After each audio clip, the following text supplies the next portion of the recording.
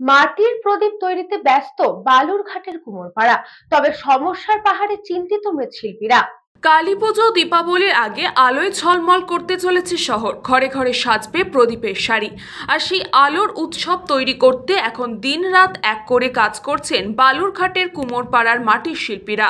ছোট বড় হাজার হাজার প্রদীপ তৈরি হচ্ছে তাদের কারিগরির হাতে। তবে আলো জ্বালানোর এই উৎসবের আগে তাদের জীবন এখনো ঘনিয়ে আছে অন্ধকারে।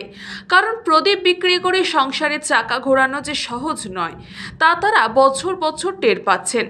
কাঁচা মালের দাম বাড়ছে, কিন্তু প্রদীপের দাম সেইভাবে বাড়েনি।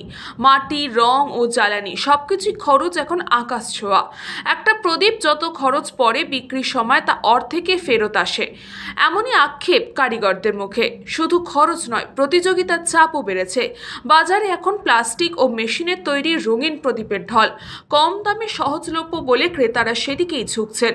ফলে ঐতিহ্যবাহী মাটির প্রদীপের বাজার অনেকটাই ছোট হয়ে এসেছে।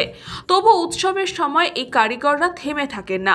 তারা জানান, মাটির প্রদীপের আলোর মতোই তাদের শিল্পের আলো নিভে যেতে দেখা যায় না। প্রদীপ শুকনো ও পোড়ানোর কাজ শেষ হলে তারা বিক্রির জন্য পাঠানোর শহরের বিভিন্ন দোকানেও হাঁটে। কেউ কেউ নিজেরাই হাটে গিয়ে বিক্রি করেন। ভোর থেকে রাত পর্যন্ত কাজ, তবুও আয় সীমিত। অনেকেই জানান, যদি সরকারি সহযোগিতা বা প্রশিক্ষণ প্রকল্প থাকতো তবে এই পরিস্থিতি কিছুটা বদল আসতো। তবে আশা প্রদীপ নিভে যায়নি। কালীপুজো দীপাবলির আগে ব্যস্ততায় ভরা তাদের দিনরাত্রি। হাতের মাটিতে গড়ে ওঠা প্রদীপের সারি যেন প্রতীকী অন্ধকার। যতই ঘনাক, আলো জ্বালানোর স্বপ্ন থেমে থাকে না। প্রদীপ বিক্রি করা হচ্ছে, আপনার বাজারে নিয়ে যাওয়া হয়, রঘুনাথ বাজারে, বড় বাজারে, এইসব বাজারে নিয়ে যা বেচতে হয়। খুঁজছে 1 টাকা পিস, আর পাইকারি নিলে হয়তো 70 টাকা। খুব কম হচ্ছে, কিন্তু আগেকার মতন অত হয় না। পরিবারটা এখন মানে সেইগুলাই বেশি ব্যবহার করতেছে।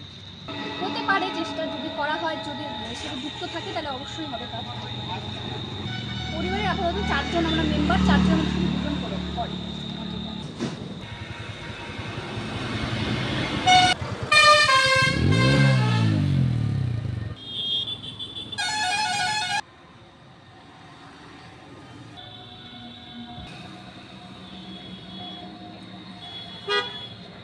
বিদ্যুৎ কুমার মাহাতোর রিপোর্ট, নিউজ পগো টাইম।